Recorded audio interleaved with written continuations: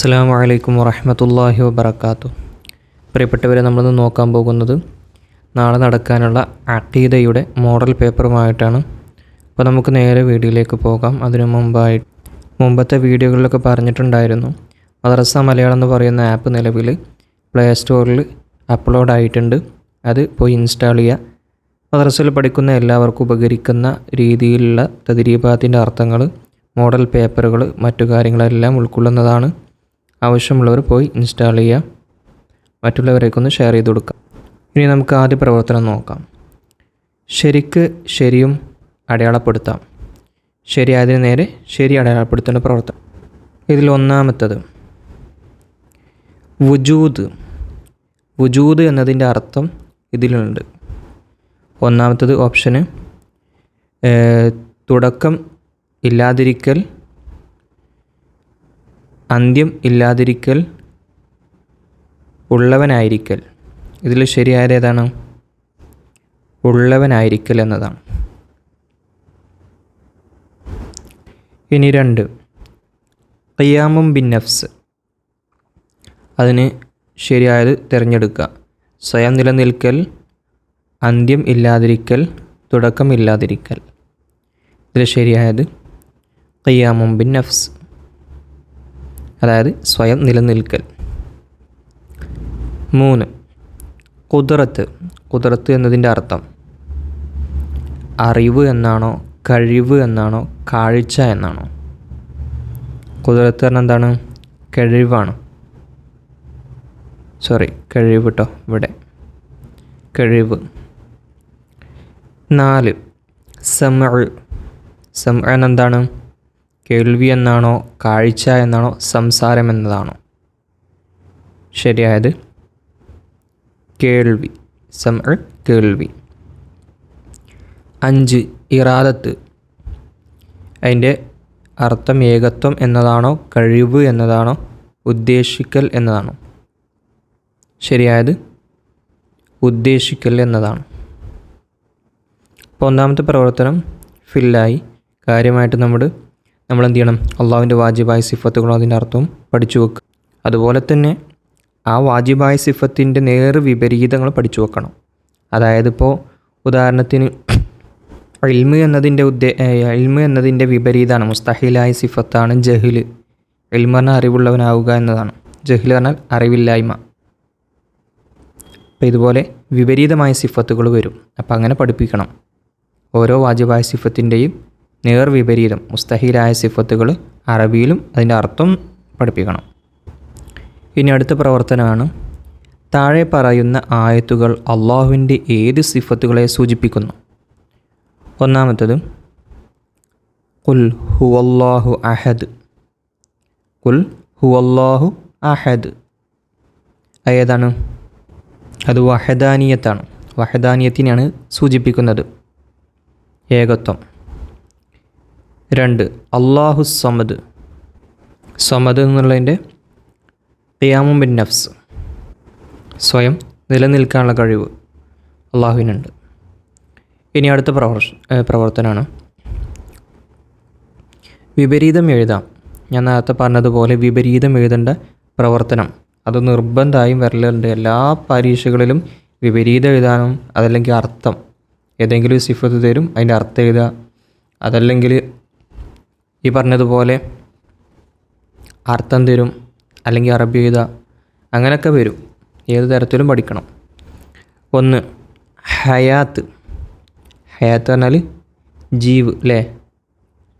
അതിൻ്റെ വിപരീത മരണം. സമഅ് കേൾവി, അതിൻ്റെ വിപരീതമാണ് സ്വമം, കേൾവിയില്ലായ്മ. 5, മുഖാലഫത്തുല്ലിൽ ഹവാദിസി. മുഖാലഫത്തുല്ലിൽ ഹവാദിസി, അതിൻ്റെ വിപരീതമാണ് മുമാസലത്തുല്ലിൽ ഹവാദിസി, സൃഷ്ടികളോട് തുല്യമാവുക എന്നതാണ്. അത് വിപരീതമാണ് കേട്ടോ. ഇനി അടുത്തത് കലാം, സംസാരം. അതിൻ്റെ വിപരീതം ബക്കം, സംസാരമില്ലായ്മ. അടുത്തത് ഖുദ്റത്ത്, കഴിവ്. അതിൻ്റെ വിപരീതം അജിസ്, കഴിവില്ലായ്മ. 6 ഇൽമ് അറിവ്, അതിൻ്റെ വിപരീതമാണ് അജിസ്, ജഹിൽ അറിവില്ലായ്മ. അപ്പോൾ ഓരോന്നിൻ്റെയും വിപരീതങ്ങൾ പഠിച്ചു വെക്കാം. ഇനി അടുത്ത പ്രവർത്തനമാണ് പൂരിപ്പിക്കാം എന്നുള്ളത്. 1, അള്ളാഹു മാത്രമാണ് ആരാധനക്ക് ഡാഷ്. അള്ളാഹു മാത്രമാണ് ആരാധനക്ക് അർഹൻ. 2, അള്ളാഹുവിന് തുല്യമായ ഒരു വസ്തുവും ഡാഷ്. പൂരിപ്പിച്ചു കൊടുക്കുക. അള്ളാഹുവിന് തുല്യമായ ഒരു വസ്തുവും ഇല്ല. ഇനി അടുത്തത് 3, അള്ളാഹുവിൻ്റെ ഉദ്ദേശ്യം കൂടാതെ ഒന്നും ഡാഷ്.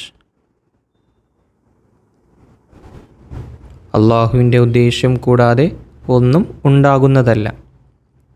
4, ഹയാത്ത് എന്ന സിഫത്ത് ഉള്ള അള്ളാഹു ഡാഷ്. ഹയാത്ത് എന്ന സിഫത്തുള്ള അള്ളാഹു ഹയ്യ് ആണ്.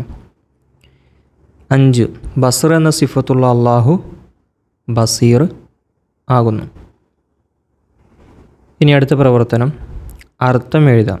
1, കൗനുഹു കാരിഹൻ. അതിൻ്റെ അർത്ഥം ഉദ്ദേശമില്ലാത്തവനാവൽ, കൗനുഹു കാരിഹൻ. 2, കൗനുഹു അസ്വമ്മ, കേൾവി ഇല്ലാത്തവനാവൽ. 3, ഫിഅ്ലു കുല്ലി മുംകിനിൻ ഔ തർക്കുഹു. ഇത് അള്ളാഹുവിൻ്റെ ജായിസായ സിഫത്താണ്. അതൊക്കെ നമ്മളെ പാഠത്തിൽ പഠിക്കുന്നുണ്ട്. ഉണ്ടാകാവുന്ന ഏത് കാര്യവും ചെയ്യുകയോ ചെയ്യാതിരിക്കുകയോ ചെയ്യൽ.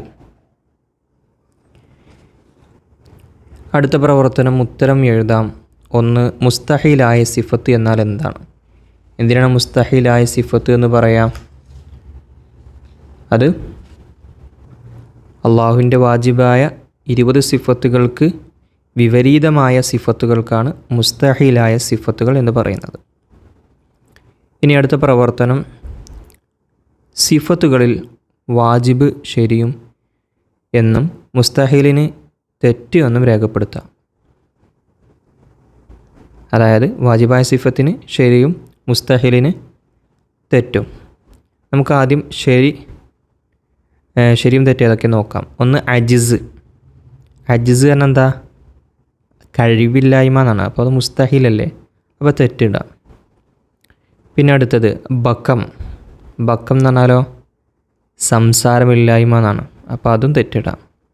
ഫന അത് നശിക്കൽ അല്ലേ, ഫന പറഞ്ഞാൽ നശിക്കലാണ്. അപ്പോൾ അതും തെറ്റാണ്, മുസ്തഹീലിലാണ് ഇതൊക്കെ വരുന്നത്. ഇനി കലാം, സംസാരമുള്ളവനാവുക. അതെന്താണ്? വാജിബാണോ മുസ്തഹീലാണോ? അത് വാജിബായ സിഫത്താണ്. ഇനി സ്വമം. സ്വമം എന്ന് പറഞ്ഞാൽ എന്താ? കേൾവിയില്ലായ്മ അല്ലേ, അത് അള്ളാഹുവിന് മുസ്തഹീലായ സിഫത്താണ്. ഇറാദത്ത് പറഞ്ഞാൽ ഉദ്ദേശ്യം അല്ലേ, അത് അള്ളാഹുവിനുണ്ട്, മുസ്തഹീലായതല്ല, വാജിബാണ്.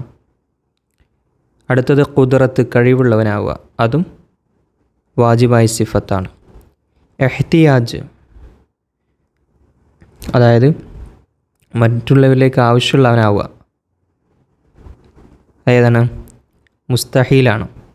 അപ്പം മുസ്തഹീൽ തെറ്റിടാം. ഇതോടുകൂടെ നമ്മുടെ അഖീദയിലെ ചോദ്യങ്ങളൊക്കെ അവസാനിച്ചു. അസ്സലാമു അലൈക്കും വറഹ്മത്തുള്ളാഹി വബറകാതുഹു.